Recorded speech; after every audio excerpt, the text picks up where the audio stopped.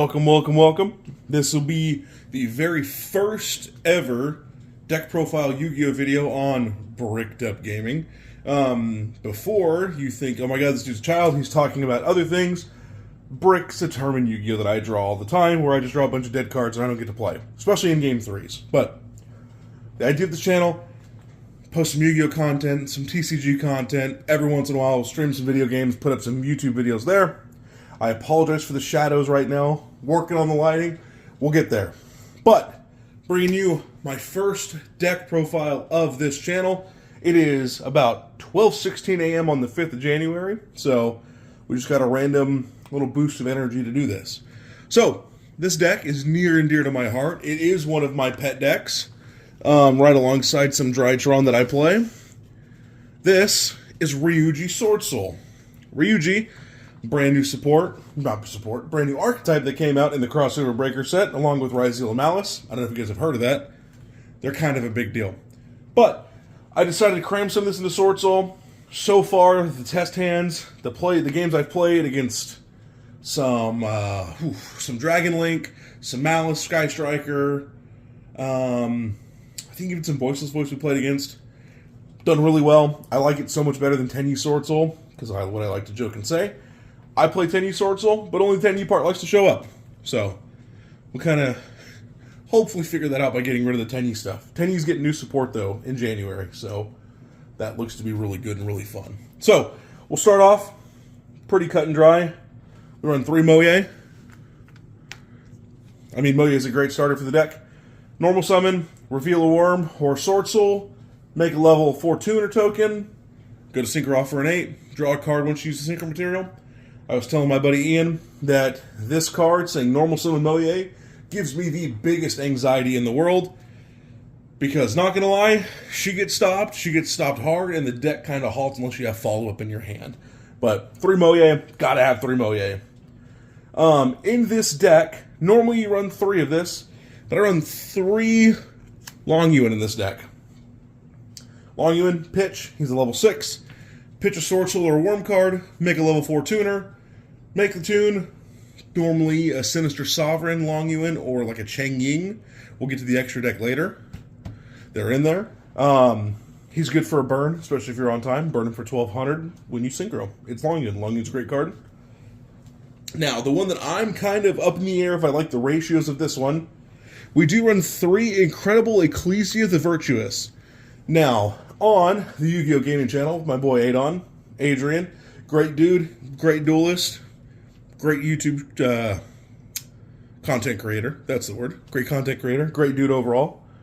He, himself, we did a deck profile on there about 4 months ago with 10U Swordsoul, and I talked about how I didn't like running 3 Ecclesia, because 3 Ecclesia felt like a brick to me, but with this deck, I feel like it is less of a brick due to some of the Ryu-Ge cards. Now, it helps being a tuner, it helps tributing itself, kind of dodges some weird interactions that way by using the quick effect to tribute itself. More Swordsoul stuff. We run 2 Taya. Taya really plays into some of the Ryuju stuff. There's a lot of really weird synergy with the Ryuju stuff in Swordsoul, which we'll get to later. Taya, activate the effect to banish Swordsoul or Worm, make a level 4 tuner. You can dump or banish as well upon that, using it as tuner material. So, Taya, love-hate relationship with Taya. Hate drawing it. It's alright to search. Normally pitch it. The other Swordsoul that I don't use a whole lot is the Abyss Dragon Swordsoul. 3,000, 2,900 attack. I love using it as pitch fodder for Long Yuan. Put it in the graveyard. If a card gets banished, we can special summon it from the graveyard. We can target one in the field and one in the graveyard. It's like a mini Cheng Ying. Downside is, we summon it from the graveyard with this effect, it will get banished. It does play in with Ryu-Ge Hakuva, which we will talk about Hakuva at some point, but Abyss Dragon Swordsoul has been on board multiple times, and it is huge at 3,000. And we can play into some Synchro 12 plays, which we might be testing around with a little bit later in the future. To round off the rest of our Worm Swordsoul package, you gotta have him. We gotta have Protos. Protos speaks for himself. Protos super good. Banish 3 of different attributes. Call an attribute. Lock him out of the attribute. Floodgate. Who doesn't love floodgates? I hate them most of the time, especially when they get played on me. To continue, we're rounding out, that's the end of our Swordsoul Worm monster list, but we have some spell and traps. We run 3 emergence, especially when we can get a synchro monster out there. We can search for a worm, which will help us get the Hakva, which will help us get the Protos, could help us get Longyuan, could help us get anything with a synchro on the field. If not, we're searching for, most of the time, Longyuan, or if we need a Taya, or if we need something else for follow-up for the next turn. The last Swordsoul card we play is Blackout. Originally, was testing it 2 online, and then when I was putting the deck together, I realized I don't have a second Blackout. So we're running Blackout at 1. Target a worm, you control, target 2 cards in your opponent's field, destroy them. It's a pretty nice little bit of removal. A lot of people don't see it coming, which is kind of shocking.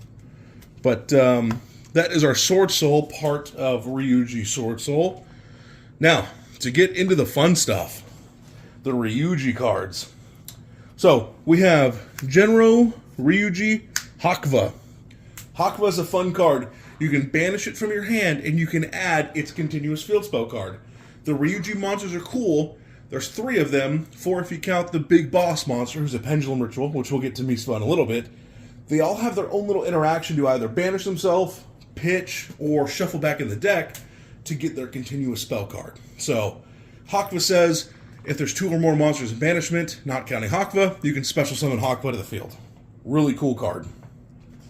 To continue, we have Kairo Ryu-Ge Emva. Emva is a water sea serpent. Oh, before, Hakva is a worm, by the way. So it is searchable off of an emergence if you have a synchro on the field. It's pitchable, revealable. It's pretty nice. Kairo Ryu-Ge Emva. Emva is super cool.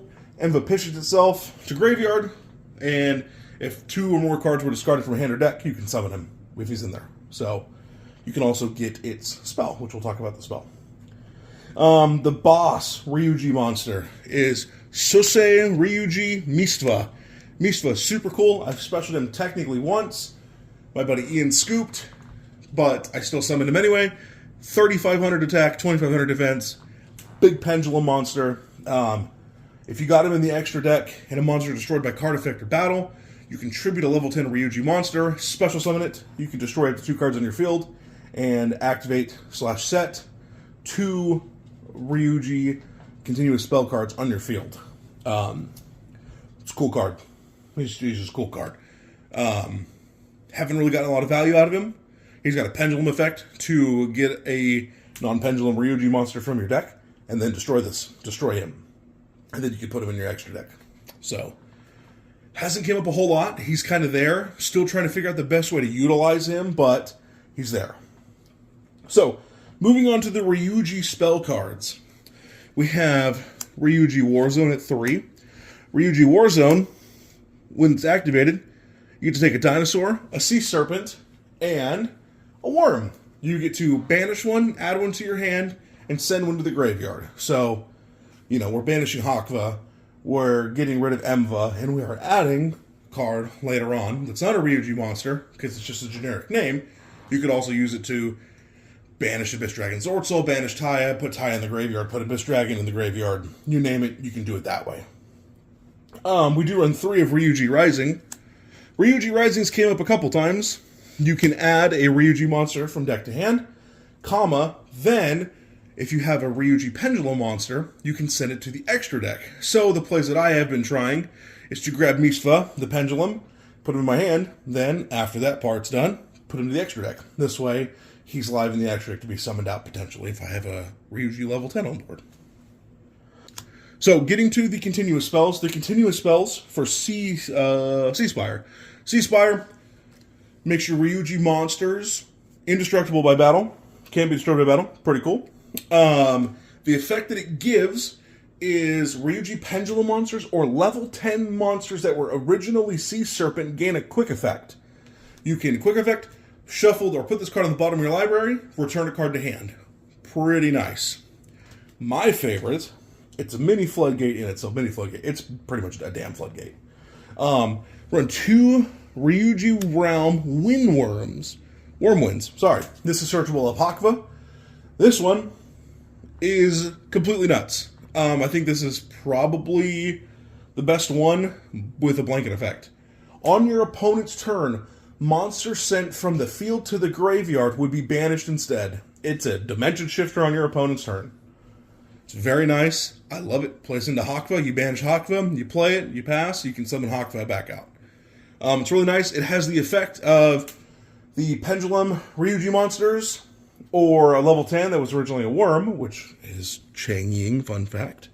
Quick effect, puts the bottom of the deck, target opponent's monster has 0 attack until the end of the turn. So I have done this to a 4,300 attack access code. They declare battle, put it to the bottom, now it's a 0 crashing into my Chang Ying. Really fun way to do it. Some non-engine stuff. That's it for the Ryu-Ge portion. Really fun to play the Ryu-Ge stuff. We'll get to some non-engine here once we clean up the mess a little bit. Yeah, Ryuju Swordsoul. It's been a lot of fun to play. I don't know the correct way to go about it just yet, but there's potential. I like it better than 10U Swordsoul at the moment. 2 crossouts. Gotta have crossouts. 1 of Nib for a crossout target or to get the Nib. 1 of Droll for a crossout target. 2 Imperm to play or a crossout target. 2 Pankratops. You can run it at 3 now. I still like it at 2. Is searchable off Ryuju Warzone because it is a dinosaur. And you gotta run 2 Ash Blossom because why wouldn't you run probably the best hand trap in the game? I think we are at 40 cards exactly. We're at 40 or 41. I don't exactly remember. I believe we're at 40 though. Runs pretty smooth. Hands have been good. We'll try to get a gameplay up of it, whether we're playing a remote duel, because the weather's kind of crappy where we are right now. Do a remote duel, do in person at some point. I really like how this deck's been running. So, moving on from the main deck, we're going to look at the extra deck, which is sometimes where a lot of the fun stuff is. Looking at the extra deck, we have just about everything but fusion in this extra deck. So, looking at links, we're going to play a Nightmare Phoenix, we're going to play a Selene, we're going to play a Win, and we're going to play an Area. Link 2s and a Link 3, be able to steal some light, some wind, or some water monsters, and Nightmare Phoenix to Link Climb to destroy something in the back for a pitch. I think it speaks for themselves. Really good to Link Climb with these. You can co-link them, do a lot of fun stuff with them. Haven't made them yet. Just because I've been more focused on Synchros with the Swordsoul portion of it, but I want to get more into linking and stealing cards to Link Climb.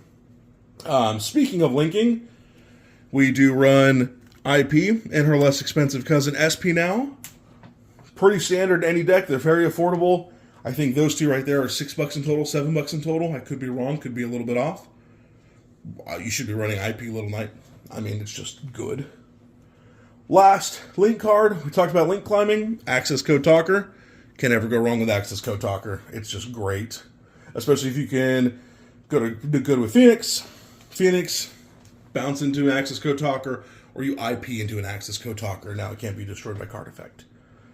Access Code's Access Code. It's a great card. We have multiple ways to make it, to Link climb into it. That's where the Channeler cards come in. They're great. I mean, pretty big Link package. Bigger than I would normally run, especially even with my Drytron. I wouldn't run a Link package this big, personally.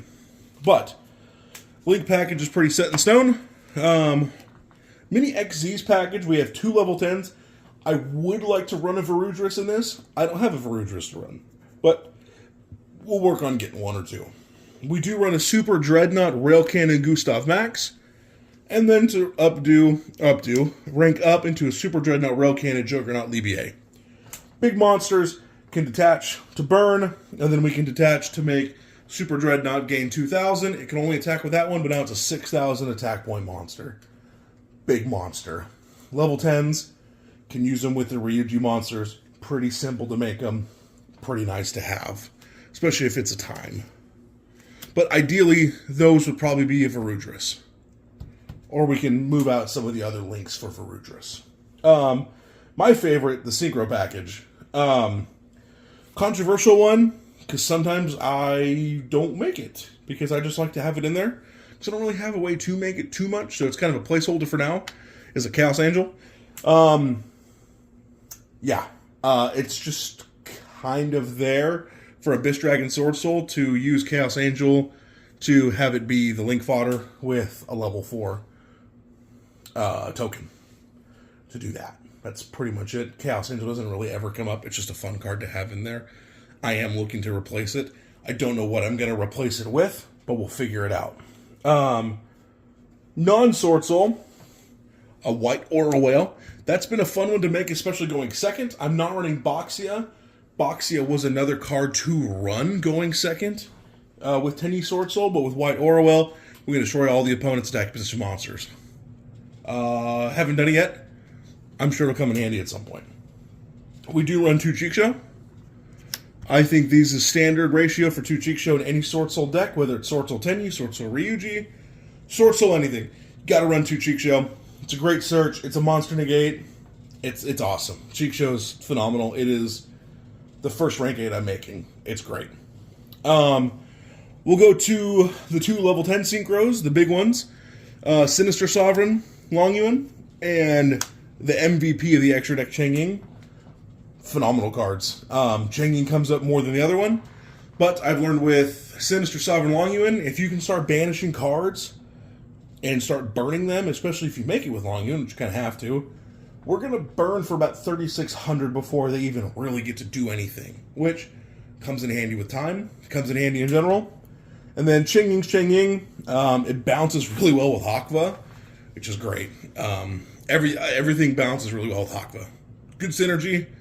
It's a fun deck. I can't wait to play it more. I'm actually super duper excited. It's been a frustrating couple months of Yu-Gi-Oh for your boy, but I'm excited to play this. I'm excited to get you guys some gameplay on it and get this out. So if you guys enjoyed, give me a thumbs up. Appreciate my boy Porche, my boy Ian, Aidon, everybody that's kind of pushed me to try to make this channel, to do this content. Yu-Gi-Oh has been fun to play. Maybe this will spice it up a little bit, get some extra stuff, do some challenges, do some giveaways, that kind of stuff. Hopefully have some more profiles, some games coming your guys' way. If you like it, give it a thumbs up. If you have any tips for me to improve any way production-wise, we're working on it. Let me know. Help me out. I'm really receptive to feedback. I want to get better, make this better for you guys. Thank you guys so much. Peace out.